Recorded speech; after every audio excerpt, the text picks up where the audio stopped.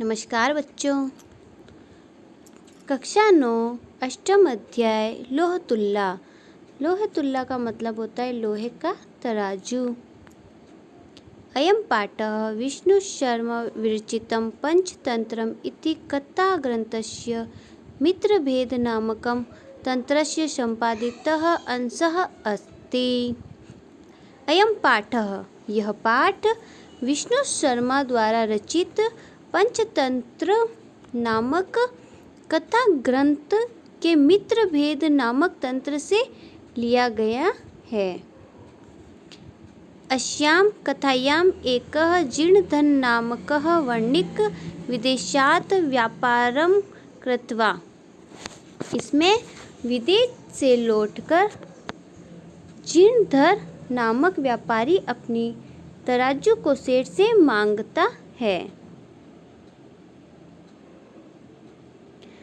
प्रत्याव्रतः संरक्षितन्यासरूपेण धृत्वा तुलां धनिका याचते। वह अपनी सेठ से तराजू मांगने के लिए आता है। परश्च सः धनिका वदति यत् तस्य तुला तु मूषिकैः भक्षिता। पर वह कहता है सेठ के तराजू चूहा खा गया।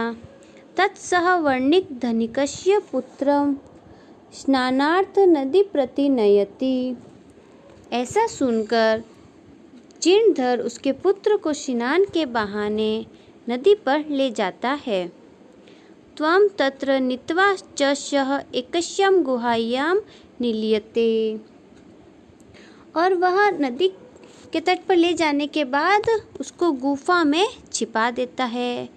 प्रत्यावर्तिते सति पुत्रम् अदृष्ट्वा धनिकः पृच्छति मम शिशुं कुत्रासि।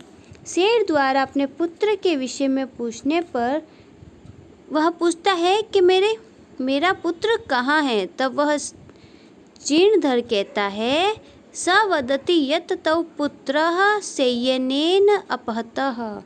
वह कहता है कि तुम्हारे पुत्र को बाज उठा ले गया। तदा उभौ विवदन्तौ न्यायालयं प्रति गतौ यत्र न्यायाधिकारिणः न्यायं कृतवन्तः। इस प्रकार विवाद करते हुए उभौ यानी दोनों, विवदन्तौ न्यायालयं प्रति गतौ यत्र न्यायाधिकारिणः न्याय कृतवन्तः, दोनों न्यायालय पहुँचते हैं जहाँ धर्माधिकारी उन्हें समुचित न्याय प्रदान करते हैं। आसीत् कस्मिंश्चित् अधिष्ठाने जीर्णधरो नाम वणिक्यपुत्रः। किसी स्थान पर जीर्णधर नामक व्यापारी का पुत्र था। सः च विभववशात् देवान्तर गन्तुमिच्छन् व्यचिन्त्यत। सः च और वह विभववशात् धन के अभाव से देशांतरम दूसरे देश को जाने की इच्छा रखकर सोचता है। यत्र देशे अथवा स्थाने भोगाः भुक्ता स्ववीर्यतः। जिस देश में अथवा जिस स्थान में अपने पराक्रम से भोग भोगे जाते हैं, तस्मिन् विभवहीनो यो वसेत स पुरुषात् धामः। उसमें जो धनहीन रहता है वह नीच पुरुष होता है। तो जीर्णधर मन में सोचता है कि जिस देश में अथवा जिस स्थान में अपने पराक्रम से भोग भोगे जाते हैं, उसमें जो धनहीन व्यक्ति होता है वह नीच पुरुष होता है। जो धनहीन होता है, जिसके पास धन का अभाव हो, वह नीच पुरुष कहलाता है, यानी वो छोटा व्यक्ति कहलाता है।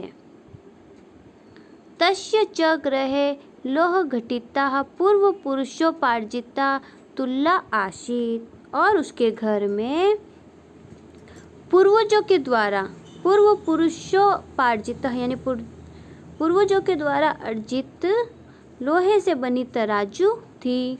ताम च कस्यचित् श्रेष्ठिनोः गृहे। वह उसको किसी श्रेष्ठिनोः गृहे, किसी सेठ के घर में निक्षेपभूतां कृत्वा देशान्तरं प्रस्थितः। धरोहर के स्वरूप रखकर दूसरे देश को चला जाता है। कृत्वा देशांतर प्रस्थित यानी दूसरे देश को चला जाता है। ततः सुचिरं कालं देशान्तरं यथेच्छया भ्रांत्वा पुनः स्वपुरम् आगत्यम्।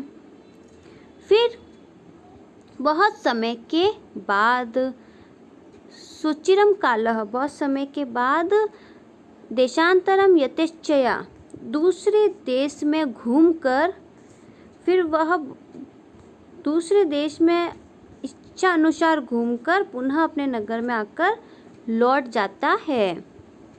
पुनः स्वरूपम पुनः अपने नगर में आता है। श्रेष्ठिनम अवदत्त और उस सेठ के पास आकर बोलता है, वो श्रेष्ठिन है सेठ, दियतामेशा निक्षेपतुल्लाह धरोहर के रूप में रखी हुई मेरी तराजू दे दो। सो अवदत् भो नाशित सा त्वय्याः तुल्ला मुशिके भक्षिता इति। वह बोला, वह नहीं है। नाशित सा यानी नहीं है। त्वद्या यानी तुम्हारी, तुल्ला मशुके तराजू जो थे वह चूहे खा गए।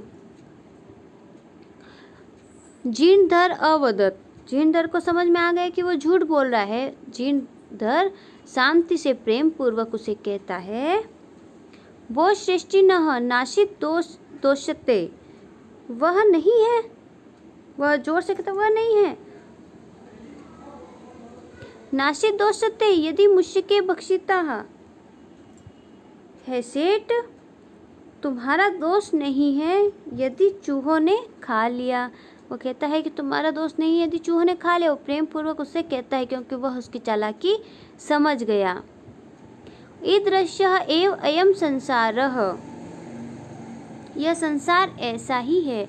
न किंचिदत्र शाश्वतमस्ति, यहाँ कुछ भी शाश्वत नहीं है। पर हम नद्यां स्नानार्थ गमिष्यामि, परंतु मैं नदी में स्नान के लिए जाऊंगा। तत्त्वम् आत्मीयम् एनः शिशु धनदेव नामना मया सह स्नान परोपकरण हस्तं प्रेष्यते इति। तो तुम अपने इस धनदेव नामक, वो कहता है तत्त्वम् आत्मीयम् एव शिशु धनदेव नामक, तुम इस अपने बेटे पुत्र धनदेव नामक को मेरे साथ, बालक को मेरे साथ स्नान के उपकरण देकर मेरे साथ भेज दो। क्योंकि वह विदेश से लौटा ही था, उसके पास कुछ सामान इत्यादि नहीं थे स्नान के लिए, तो वो उसे कहता है कि स्नान का सामान देकर मेरे साथ भेज दो। अर्थात श्रेष्ठी पुत्र धनदेव स्नान उपकरण महादेव प्रभष्टानमन तेन अभ्यागतेन सह प्रस्थितः। वह सेठ अपने पुत्र से बोला, धनदेव से स्नान उपकरण उसके साथ देकर वह बोला, तथानुष्ठीन सवर्णिक स्नानतः त्वां शिशुगिरि गुहां प्रक्षिप्य। वह उसे कहता है कि तुम्हारे चाचा स्नान के लिए हैं तो इनके साथ जाओ।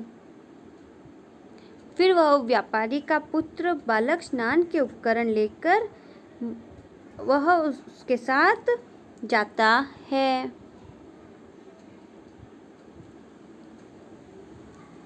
तद्द्वारा बहत शिल्या आगच्छत सत्वर्त गृहमतम। फिर वो उसको बालक को पर्वत की गुफा में छिपाकर उसके द्वार को बड़ी शिला से ढककर शीघ्र घर आ जाता है।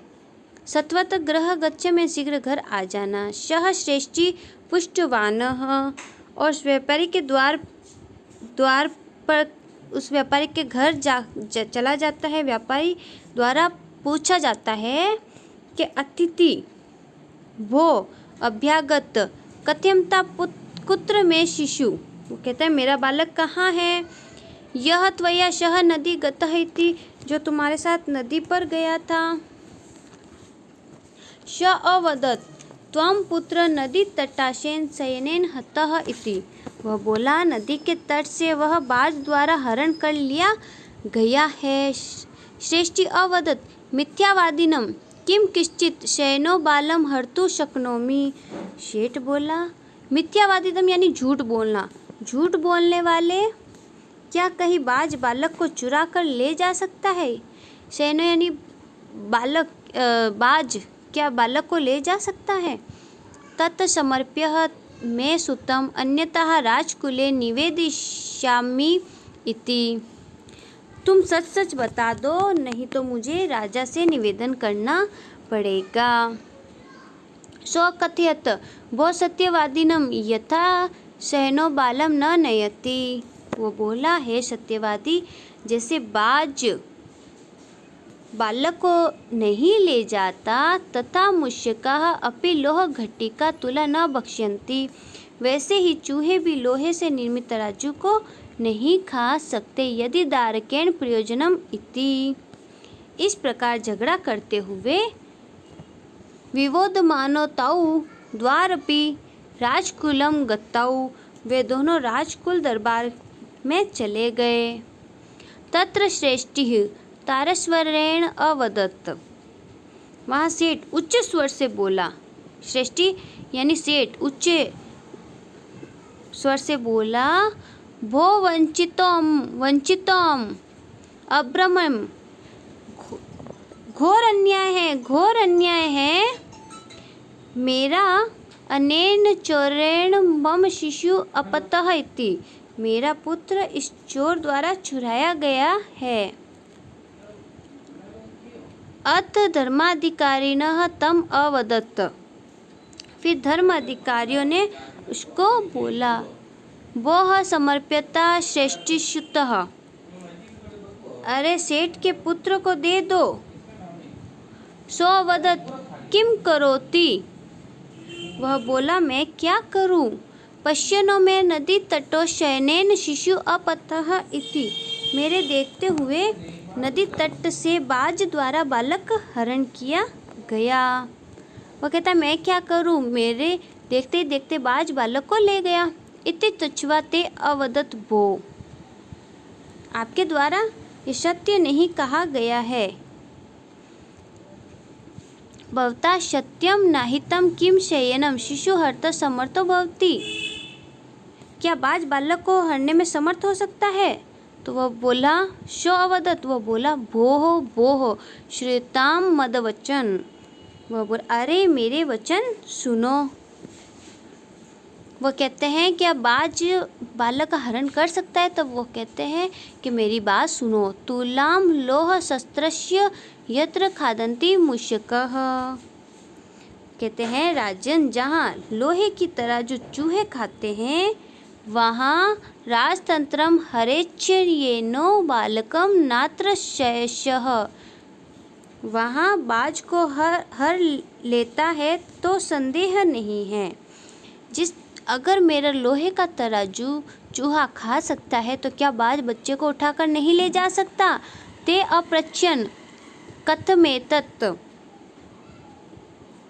वे बोले, यह कैसे? तत् स श्रेष्ठिः संभायनामग्रे आदितः सर्वः वृत्तान्तं निवेदयत्।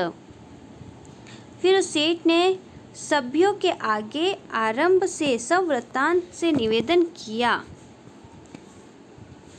तत् न्यायाधिकारिणं विहस्य तौ द्वारपि संबोध्य तुलाः शिशु प्रदानेन तोषितवन्तः। और फिर सबके द्वारा हंसकर उस पर समझाकर तराजू और शिशु के देने से वे दोनों संतुष्ट हो गए। यानी सेठ ने अपनी गलती मान ली और फिर उसको तराजू दे दिया और उसने उसका शिशु। इस पाठ से हमें ये शिक्षा मिलती है कि हमें कभी भी किसी भी चीज़ का लालच नहीं करना चाहिए, नहीं तो जैसे को तैसा ही मिलता है। जैसा हम करेंगे वैसा ही भरेंगे।